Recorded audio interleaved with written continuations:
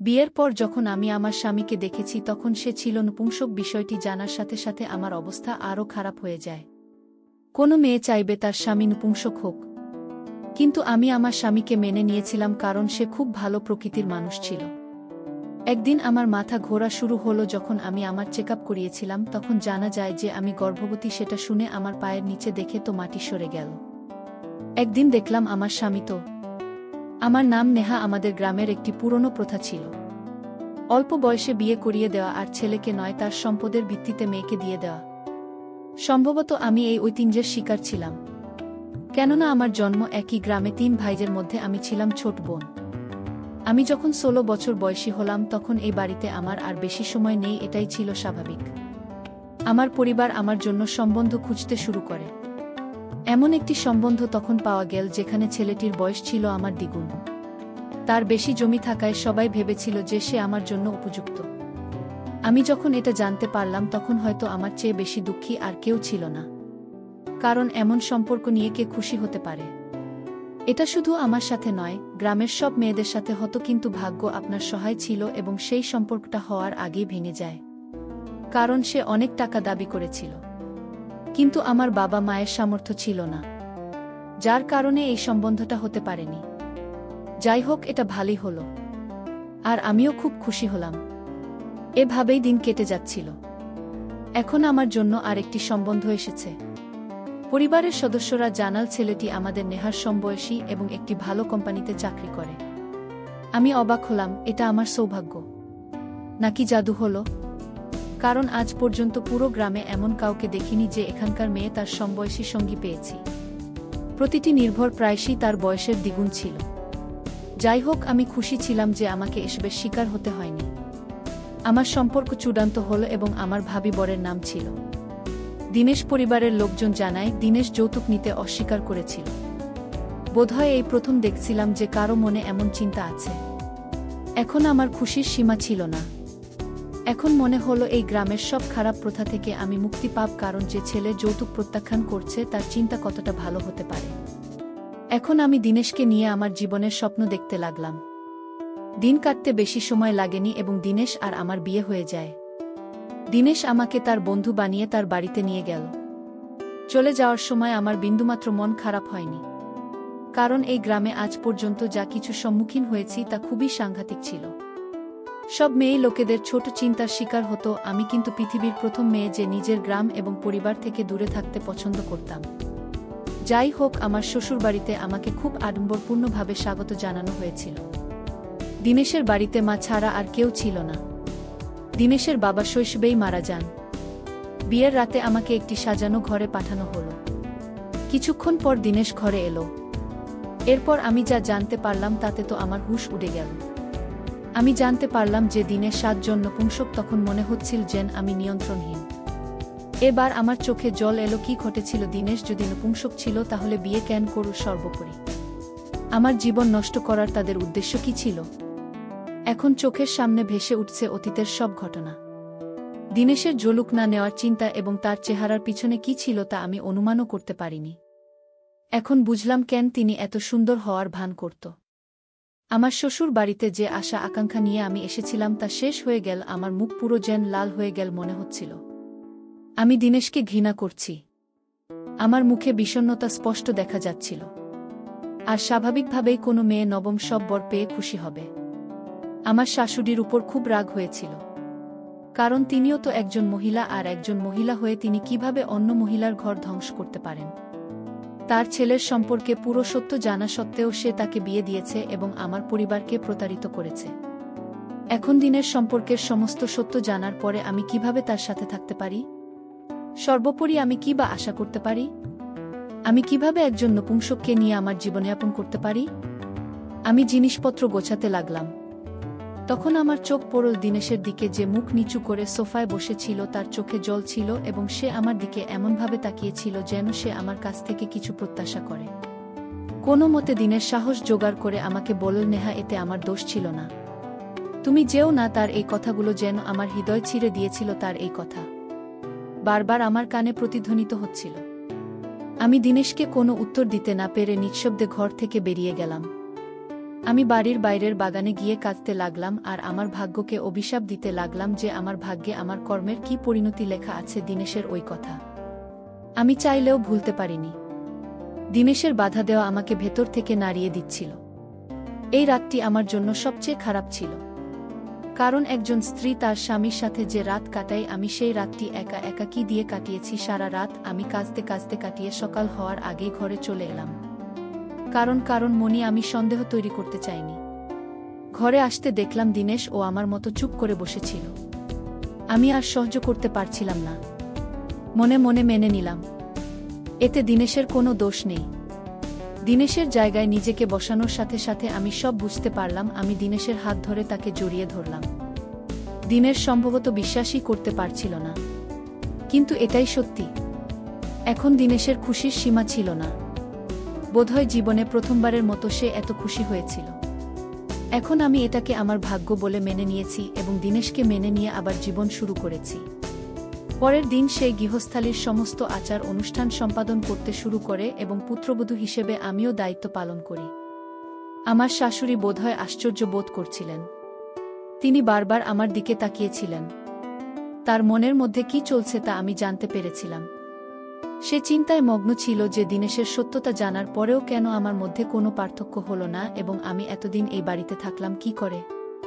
কিন্তু আমি কিছু বলার প্রয়োজন মনে করিনি, কারণ তখন তার প্রতি আমার মনে ঘৃণা ছিল। বিয়ের আগে তার সব বলা উচিত ছিল, কিন্তু সে কিছুই জানায়নি। এভাবেই কেটে যাচ্ছিল দিনগুলো। দিনেশের স্বভাব ও চিন্তাভাবনা আমাকে তার দিকে টানতে বাধ্য করেছিল। দিনেশ দিনরাত আমার দেখাশোনা করত। আমি কিছু বলার আগেই আমার জন্য সব কাজ সে করে দিত। সিনেমা দেখানো, ডিনার করানো, কোনো অভিযোগ না হতে দেয়া। এমন মনে হচ্ছিল যেন আমি দিনেশের পুরো পৃথিবী হয়ে গিয়েছি। আমিও দিনেশের যত্ন নিতে পছন্দ করতাম। একদিন বসে ভাবছিলাম, আর অনেকাংশ ছিল, কারণ বিয়ের প্রথম রাতে দিনেশের সাথে আমি যে আচরণ করেছিলাম তা ভেবে আমার চোখে জল চলে আসছিল। যে এত ভালো মানুষ, এত খোলা মনি, শুধু তার দুর্বলতার কারণে আমি তাকে ছেড়ে যাওয়ার সিদ্ধান্ত নিয়েছিলাম। কিন্তু তারপর ভাবলাম যেই না এমনটা করত। কিন্তু তারপর দিনেশকে নিজের বলে মেনেও নিয়েছিলাম। এভাবেই দিন কেটে যাচ্ছিল। এখন দিনেশ আমাকে বাইরে নিয়ে যেত, তার বন্ধুদের সাথে পরিচয় করিয়ে দিত, যেন সে আমার প্রতি প্রয়োজন পূরণ করছে। আমি কখনো অনুভব করিনি যে আমি আমার বাবা মায়ের বাড়িতে না, বরং আমার শ্বশুর বাড়িতে আছি। দিনেশের মা ও আমার খুব যত্ন নিতেন। তার দিকে তাকিয়ে আমার কখনো মনে হয়নি যে সে আমার শাশুড়ি। ওর এই রকম ভালোবাসা আর আদর দেখে আমি ওর ভুলটা ভুলে গিয়েছি না, যেটা সে বিয়ের আগে লুকিয়ে রেখেছিল। কিন্তু এখন আমি আমার পরিবার নিয়ে পুরোপুরি সুখী। দিনেশ এবং আমি সিদ্ধান্ত নিয়েছিলাম যে আমরা আমাদের জীবনে একটি নতুন সূচনা করব এবং সেই নতুন সূচনা হবে একটি শিশুকে দত্তক নেওয়ার মাধ্যমে। এতিমখানায় গিয়ে একটি শিশুকে দত্তক নেব এবং তাকে নিজের সন্তানের নাম দেব। তাকে একজন ভালো মানুষ হিসেবে গড়ে তুলব। এখন দিনেশের মুখেও হাসি ছিল, কারণ সেও আমার সাথে নিজেকে একজন সাধারণ মানুষ ভাবতে শুরু করেছে। আমরা দুজনেই একে অপরের জন্য নিখুঁত স্বামী এবং স্ত্রী হয়েছিলেন। মনে হচ্ছিল আমার ভুল উপেক্ষা করে আমাকে ভালোবেসে বোঝানো, তার সব কথা আমার সাথে শেয়ার করা দিনেশের অভ্যাস হয়ে গেছে এবং এখন দিনেশের সঙ্গ আমার জন্য খুব গুরুত্বপূর্ণ হয়ে উঠেছে। আমি আমার সব কথা দিনেশকে বলতে লাগলাম আর দিনেশ আমার সব সমস্যার সমাধান খুঁজত। এভাবে হাসতে হাসতে কেটে যাচ্ছিল আমাদের জীবন।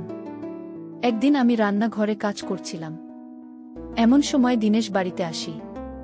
দিনেশ আজ অফিস থেকে তাড়াতাড়ি বাড়ি এসেছিল। আমি দিনেশকে জিজ্ঞেস করলাম, আজ সে এত তাড়াতাড়ি এলো কিভাবে? তারপর দিনেশ বলল যে আমাকে কাজের জন্য দিল্লি যেতে হবে এবং সেখানে আমার 2 থেকে 3 দিন লাগবে। এদিকে আমার শাশুড়ি ঘর থেকে বেরিয়ে এলেন এবং তিনিও দিনেশকে তাড়াতাড়ি আসার কারণ জিজ্ঞেস করতে লাগলেন। তারপর দিনেশ বলল, আমাকে 2-3 দিনের জন্য দিল্লি যেতে হবে। তোমরা দুজনে কি একা সামলাতে পারবে? তখন আমি বললাম, হ্যাঁ। দিনেশ, কেন পারব না? আর কাজের জন্য তোমায় এখান থেকে ওখানে যেতে হতেই পারে। আর যাই হোক, আমাদের পাড়াটা এত ভালো যে যখনই দরকার হয় তখনই কাজে আসে। তারপর ব্যাগ গুছিয়ে দিনেশ দিল্লি যাওয়ার প্রস্তুতি নিতে লাগল। এভাবে 2-3 দিন কেটে গেল। দিনেশ আজ বাড়ি ফিরেছিল ক্লান্তিতে। দিনেশ তাড়াতাড়ি ঘুমিয়ে পড়ে। আমরা সেদিন আর বেশি কথা বলতে পারিনি এবং আমিও তাড়াতাড়ি ঘুমিয়ে পড়েছিলাম। পরের দিন দিনেশ তার দিল্লির সমস্ত ঘটনা আমার সাথে শেয়ার করেছিল। সে সেখানে কি করেছিল এবং তাদের সাথে তার দেখা হয়েছিল। এভাবে কথা বলতে বলতে কখন যে ঘুমিয়ে পড়লাম বুঝতেই পারিনি। এখন এটা নিত্যদিনের রুটিনে পরিণত হয়েছে।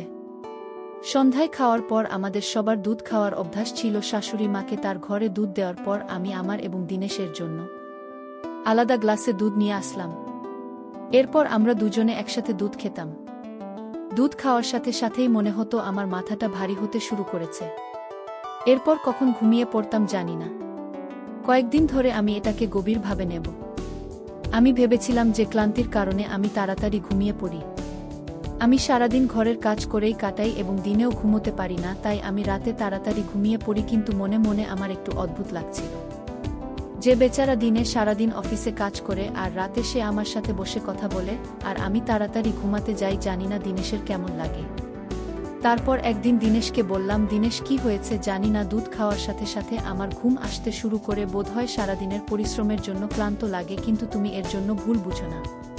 তারপর দিনেশ আসতে লাগল আর বলল, পাগলি নেই, আমি কোথায় ভুল বুঝেছি? আমি জানি সারাদিন কাজ করে তুমি ক্লান্ত হয়ে পড়ছে আর রাতে তুমি কিছুক্ষণ বিশ্রাম করো, আর তারপর কখন ঘুমিয়ে পড় তুমি নিজেও জানো না। তারপর আমরা দুজনে কিছুক্ষণ এভাবে কথা বলতে থাকলাম। তারপর দিনের অফিসে চলে গেল। কিন্তু গত কয়েকদিন ধরে একটা কথা আমি খুব গভীরভাবে ভাবছিলাম, আর তা হল এত তাড়াতাড়ি ঘুমিয়ে পড়া। সকালে ঘুম থেকে উঠলে আমার শরীরে হালকা নড়াচড়া অনুভব হওয়া, মনে হতো যেন কেউ আমাকে স্পর্শ করেছে। আর আমার মাথাও ভারী হয়ে থাকত, যেন কাল রাতে খুব বেশি মদ খেয়েছি। কিন্তু তখন নিজের মনেই হেসে উঠতেন, এটা কি করে হয়? আমার মাথায় কি যে ভাবনা আসে জানি না। যাই হোক, এসব উপেক্ষা করে আমি কাজে ব্যস্ত হয়ে পড়লাম। এখন এভাবেই চলতে লাগল। এদিকে আর মন দিলাম না। একদিন আমি বাড়িতে কাজ করছিলাম যখন আমার মাথা ঘোরা শুরু করল এবং আমি সোফায় বসে পড়লাম। কেন জানি না আমার মাথা খারাপ হয়ে গেল। আমার শরীরে কি কোনো ধরনের দুর্বলতা আছে? আমি আমার নিজের চিন্তা এভাবেই মশগুল হয়ে গেলাম। তারপর উঠলাম আর ওষুধ খেয়ে আবার কাজে ফিরলাম। কিন্তু আবার অবস্থার কোনো উন্নতি হয়নি। মনে হচ্ছিল যেন আমার মাথা ঘোরাটা বেড়েই চলেছে, আর সেই সাথে আমার বমিও শুরু হলো। আমি আমার শাশুড়িকে বললাম, মা, আমার হয়তো জ্বর হবে, যার কারণে আমার ভাল লাগছে না। তখন তিনি বললেন, তুমি তোমার ঘরে গিয়ে বিশ্রাম নাও, বাকি কাজ আমি করব। কিন্তু আমি তার কথা প্রত্যাখ্যান করে বললাম, না, আমি কিছুক্ষণ বিশ্রাম নিয়ে ফিরে আসব এবং এই কাজটি তখন শেষ করব। তুমি জানো এটা করো না। তারপর আমার রুমে গিয়ে আমি বিশ্রাম নিতে লাগলাম। আধ ঘন্টা বিশ্রামের পর যখন বিছানা থেকে উঠে নিচে নামলাম, তখন স্বস্তি পেলাম না। আবার একই মাথা ঘোরা শুরু হলো। আমি মনে মনে ভাবলাম যে ওষুধগুলো সাহায্য করেনি। মনে হচ্ছে আমাকে ডাক্তার দেখাতে হবে। আমি ডাক্তার দেখাতে গেলাম যাতে কোনো সমস্যা না হয়। আমি ঘরের কাজ একাই করতাম। আমার শাশুড়ির শরীর ভালো থাকত না। তার প্রায় হাঁটুতে ব্যথা হতো, যার কারণে সে ঠিকমত হাঁটতেও পারত না। তাই আমিও যদি খুব অসুস্থ হয়ে পড়ি তাহলে ঘরের কাজ কে করবে? আর দিনেশকেও খুব ভোরে তার কাজে যেতে হয়, আর আমাদের পুরো সংসার চালায় দিনে। বেশ, আমি চাই না কারোর কাজে কোনো বাধা আসুক। সেজন্য ডাক্তারের কাছে গেলাম। আমি স্নান সেরে ডাক্তারের ক্লিনিকে গেলাম। ডাক্তার আমাকে চেক করলেন। তখন ডাক্তার বললেন, আপনার রক্ত পরীক্ষা করিয়ে নিন। 12 ঘন্টা পর যখন রিপোর্ট আসবে তখন দেখব আপনার কি সমস্যা। আমি আমার টেস্ট করিয়ে বাড়িতে ফিরে এলাম। ভাবলাম রিপোর্ট আসতে এখনও তো সময় আছে, তাই বাড়ি যাই। বাড়ি এসে শাশুড়ির জন্য চা বানালাম। 2-3 ঘন্টা পর ডাক্তারের ফোন পেলাম। তিনি আমাকে তার ক্লিনিকে ডেকে রিপোর্টটা দিলেন এবং বললেন, অভিনন্দন, তুমি মা হতে যাচ্ছ। কথাটা শোনার সাথে সাথে মনে হলো আমার পুরো পৃথিবীটাই শেষ হয়ে গেছে। আমি পুরো কাঁপতে লাগলাম। আমার তো লোক দাঁড়িয়ে গেল। এটা কি বলছেন? উনি একজন বিবাহিত মহিলা, যখন এই খবর পায় তখন তার খুশির সীমা থাকে না। কিন্তু আমার মাথায় তো দুঃখের পাহাড় ভেঙে পড়ল। আমার মুখে বিষণ্ণতা দেখে ডাক্তার জিজ্ঞেস করলেন, কি হয়েছে, তুমি খুশি না? কিন্তু আমি ডাক্তারকে কি বা বলতে পারতাম। যাই হোক, খুশি হওয়ার ভান করে রিপোর্টটা নিয়ে বললাম, ঠিক আছে, আমি বাড়ি যাই, এবং আমি বাড়ির দিকে যেতে লাগলাম। এখন মনে হচ্ছিল আমার পুরো মাথা ঘুরছে। আমি আতঙ্কে মারা যাচ্ছিলাম। আমি কিছুই বুঝতে পারছিলাম না কিভাবে এসব হলো। দিনেশ জন্য পোশাক, তাই আমি কিভাবে মা হলাম, এবং দিনেশ ছাড়া আজ পর্যন্ত আমি কোনো ছেলেকেই সেই দৃষ্টিকোণ থেকেও দেখিনি। পর্যন্ত আমি যেন মরতে মরতে কোনো রকমে বাড়ির দিকে হাঁটা শুরু করলাম। একটা কদমও এগোতে পারছিলাম না। আমার চোখে ছিল জল, আমার সারা শরীর ঘামে ভিজে গিয়েছিল। এই চিন্তাগুলো আমার মাথায় বারবার আসছিল যে আমি জানি না আমার পরিবার কি ভাববে, এবং সবাই জানে দিনেশ আসলে কি এবং যখন সবাই খবর তাদের যে আমি গর্ভবতী, আমি জানি না তারা কিভাবে আমি জানি না তারা আমাকে কি বলবে, এবং আমাকে চরিত্রহীন প্রমাণিত করতে বেশি সময় লাগবে না। আমার উপর প্রত্যেকের যে বিশ্বাস ছিল, প্রত্যেকে যারা আমাকে এত ভালোবাসে, আমি যা বলেছি তাতে বিশ্বাস করেছিল, এই সমস্ত কিছু আমার কাছ থেকে কেড়ে নেওয়ার সময় এগিয়ে আসছিল, আর তাও আবার বিনা দোষে। কিন্তু কাকে বলতে পারতাম? তারপর আমার মনে হলো যে আমি দিনেশের সাথে এই বিষয়ে কথা বলবো। কারণ আমার বিয়ের পর থেকে আমি যদি কোনো সমস্যার সম্মুখীন হয়ে থাকি, দিনেশই আমাকে সাহস দিয়েছিল এবং আমাকে সমর্থন করেছিল এবং সবসময় আমাকে বুঝতে পেরেছিল। কিন্তু তারপরে আমার পদক্ষেপ আবার থেমে যায়। আমি ভাবলাম, দিনেশ যদি আমাকে সমর্থন করতে অস্বীকার করে, কারণ এমন কোনো লোক নেই যে নিজের স্পর্শ বিনায় তার স্ত্রী গর্ভবতী জানবে আর কিছু মনে করবে না। কোনো রকমে বাড়ি পৌঁছে সোজা আমার রুমে গিয়ে আমি কাঁদতে লাগলাম। কিছুক্ষণ পর শাশুড়ির আওয়াজ শুনতে পেলাম, তাই তাড়াতাড়ি চোখের জল মুছে স্বাভাবিক হয়ে গেলাম, যেন সে বুঝতে না পারে। আমার শাশুড়ি এসে জিজ্ঞেস করলেন, কি হয়েছে, রিপোর্ট এনেছো, ডাক্তার কি বললেন? বড় কোনো সমস্যা নেই তো?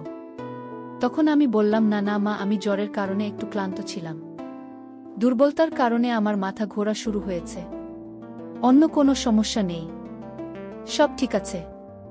তখন আমার শাশুড়ি বললেন, এটা তো ভালো কথা, স্বাস্থ্যের খেয়াল রেখো আর কাজে বেশি দাঁড়াবে না, দুদিন বিশ্রাম করো এবং দিনেশকে ফোন করো, সে তোমার জন্য তাজা ফল নিয়ে আসবে। আমি মনে মনে ভাবছিলাম যে পুত্রবধূরা আপনি যত্ন নিচ্ছেন, যাকে নিয়ে এত ভাবছেন, সে আপনার নাম জমিয়ে দিল। আমি বুঝতে পারছিলাম না যে এটা কার সন্তান এবং আমার চোখ থেকে বারবার জল ঝরছিল।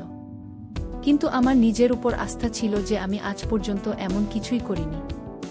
আমি মনে করি না এতে আমার দোষ ছিল। তারপর আবার সামনে সেই কথাই এলো। আমি রাতে তাড়াতাড়ি ঘুমাচ্ছি, সকালে ঘুম থেকে উঠলে আমার মাথাটা এত ভারী হয়ে যাচ্ছে, আর আমার শরীরে এমন নড়াচড়া হচ্ছে যেন কেউ আমাকে ভুলভাবে স্পর্শ করেছে এবং আমার সাথে কিছু করেছে। আমি বারবার অনুভব করছিলাম যে কিছু না কিছু অবশ্যই আমার সাথে ঘটছে। ভাবলাম শাশুড়ির সাথে কথা বলি, কিন্তু আমি যখন কথা বলতে তার রুমে গেলাম, আমি আমার পাপ ফিরিয়ে নিয়ে মনে মনে ভাবলাম তার স্বাস্থ্য এমনিতেই ভালো নেই। জানি না এই সব কথা তাকে বলা উচিত হবে কিনা, আমার জন্য তার স্বাস্থ্য খারাপ হলে খুব বাজে হবে। তাই আমি তাকে কিছু বলার প্রয়োজন মনে করিনি। দিনেশের সঙ্গে কথা বলিনি। মনে মনে ভাবলাম নিশ্চয়ই কিছু একটা হয়েছে, নইলে আজ পর্যন্ত এত তাড়াতাড়ি তো অনেক ঘুমায়নি। আর বাড়িতে কোনো কাজ না থাকলেও তাড়াতাড়ি ঘুমিয়ে যাচ্ছি। কিন্তু তার সাথে ক্লান্তির কি সম্পর্ক? এখন আমাকে পুরো সত্যটা জানতে হবে, আমার হচ্ছেটা কি? তখন আমার মাথায় চিন্তা এলো, অন্য কেউ নিশ্চয়ই এর সাথে জড়িত। দুধ পান করার পর যদি আমার ঘুম আসে, তাহলে দিনেশও দুধ পান করে এবং দিনেশেরও নিশ্চয়ই ঘুম আসে না। এই কারণেই আমরা দুজনেই ঘুমিয়ে পড়ি এবং আমার সাথে হয়তো কিছু ভুল হয়। তারপর একদিন ভাবলাম এসবের কারণ খুঁজে বের করতে হবে, যা আমার সাথে কি হচ্ছে। একদিন ভাবলাম আজ দুধ না খেলে ঘুমাব, এরপর যা হবে তা আপনা আপনি সামনে চলে আসবে। রাতের বেলায় আমি খাবার খেয়ে শাশুড়িকে তার ঘরে দুধ দিলাম, আবার দিনেশ দুধ নেওয়ার পর আমি আমার রুমে চলে এলাম। তারপর হঠাৎ অসুস্থতার অজুহাত দিলেন। তারপর দিনেশ বলল, কি হলো? আমি বললাম, আমার ওষুধ রান্নাঘরে পড়ে আছে, আমার জন্য নিয়ে আসো। তারপর দিনেশ রান্নাঘরে ওষুধ আনতে গেল। আমি জানালা দিয়ে দুধ ঢেলে দিলাম, গ্যাস খালি করলাম। দিনেশ রুমে এসে জিজ্ঞেস করল, কেন এত তাড়াতাড়ি দুধ খেয়ে নিলাম? আমি বললাম, হ্যাঁ, আমি তৃষ্ণার্ত বোধ করছিলাম, ঘরে তো জল নেই, তাই দুধ খেলাম। ওষুধ দাও। আমি খেয়ে নিয়ে ওষুধ খাওয়ার পর আমি এমন ভান করতে লাগলাম যেন আমি খুব দ্রুত ঘুমিয়ে পড়েছি। আমি ঘুমের ভান করে ঘুমিয়ে পড়লাম। দিনেশ যখন আমাকে স্পর্শ করল, তখন সে অনুভব করল যে আমি ঘুমিয়ে পড়েছি। কিন্তু এরপরে আমি রুমে কি ঘটছে তা দেখতে পাচ্ছিলাম না, তবে আমি এটি অনুভব করতে এবং শুনতে পাচ্ছিলাম। খেয়াল করলাম রুমের দরজা খুলে যাচ্ছে, আর 2-3 জনের আওয়াজ আসছে। তাদের মধ্যে দিনেশও কিছু ভুল ছিল, কিন্তু তার গলার স্বর স্পষ্ট শুনতে পাচ্ছিলাম না। সে ফিসফিস করে কথা বলছিল। এরপর দেখলাম একজন লোক আমার দিকে আসছে এবং আমার জামাকাপড় খুলে ফেলার চেষ্টা করতে লাগল। তারপর আর সহ্য করতে না পেরে আমি তখনই চোখ খুলে দিলাম। আমাকে হঠাৎ জেগে উঠতে দেখে দিনেশ এবং সেই লোকেরা হতবাক হয়ে গেল। ওই লোকজন সেখান থেকে পালিয়ে যায়। দিনেশ বলল, আরে নেহা, তুমি তো ঘুমোচ্ছিলে। আমি দিনেশকে জোরে চড় মারলাম। তারপর জিজ্ঞেস করলাম, এসব কি হচ্ছে? এদিকে আমার শাশুড়িও সেখানে চলে আসেন। তিনি এসব বুঝতে পারেননি। তিনি বলতে লাগলেন, কি হয়েছে, তোমরা দুজনে এমন করছো কেন? তারপর আমি আমার শাশুড়িকে তার ছেলের এই সমস্ত বিষয় বললাম আর জিজ্ঞেস করতে বললাম, এই সমস্ত আপনি আপনার ছেলেকে জিজ্ঞাসা করুন। তখন আমার শাশুড়ি দিনেশের হাত ধরে জিজ্ঞেস করলেন কি হচ্ছে এসব। তখন দিনেশের চোখে জল আসছিল। সে আমার পায়ের কাছে পড়ে বলল, নেহা আমাকে ক্ষমা করে দাও, আমি অনেক বড় ভুল করে ফেলেছি। কয়েকদিন আগে আমি দিল্লিতে গিয়েছিলাম। সেখানে আমার বন্ধুরা আমাকে বলেছিল তুই তো একজন নপুংসক, আর তোর স্ত্রী তোকে তাই সুখ দিতে পারে না, আর তুমিও তো স্ত্রীকে সেই সুখ দিতে পারিস না। তার সাথে ব্যবসা করে টাকা রোজগার তো করতে পারিস, এতে তুমি উপকৃত হতে পারবে, আর এতে তো কোনো সমস্যাই হবে না, তাই না? ওরা টাকা লোভী আমার মনকে এতটাই বুঝিয়ে দিয়েছিল যে আমি ওদের কথায় পুরোপুরি প্রভাবিত হয়ে গিয়েছিলাম। এবং এখানে এসে আমি একটা প্ল্যান করেছিলাম যে প্রতি রাতে নেহার দুধে নেশার ওষুধ মেশানো, যার ফলে সে গভীর ঘুমে চলে যাবে, এবং এরপরে আমি লোকেদের ডেকে তার সাথে ব্যবসা করতে বলতাম। এবং আমি দীর্ঘদিন ধরে একই কাজ করছিলাম, অনেক টাকাও কামিয়েছি। এভাবে বসে বসে এত টাকা আসছে দেখে মনে আরও লোভ হলো, তাই এই কাজটা চালিয়ে গেলাম।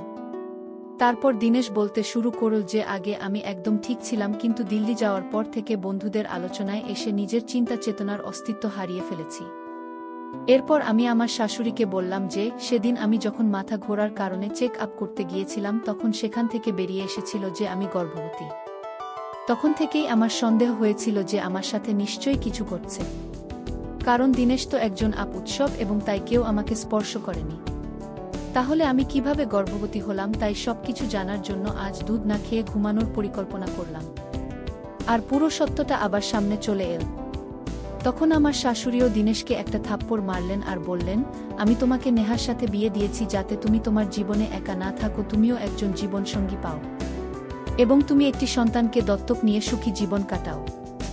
আর এই দুর্বলতার মধ্যেও তোমাকে সাপোর্ট করার জন্য এত ভালো বউ তুমি পেয়েছো যে তোমাকে সব সময় সাপোর্ট করেছে, তবুও তোমার ভাল লাগেনি। আমি রুম থেকে বের হয়ে কাঁদতে লাগলাম, এই ভেবে যে আমি যাকে বিশ্বাস করেছি, দুর্বলতা জেনেও যাকে সমর্থন করেছি, সে কিছু টাকার জন্য এমন কাজ করেছে। দিনেশ যে এত ভদ্র, বুদ্ধিমান এবং সুদর্শন ছিল, তার এই রূপ আমি স্বপ্নেও ভাবিনি। এখন আমার চোখে জল আর মনে দুঃখ ছাড়া আর কিছুই ছিল না।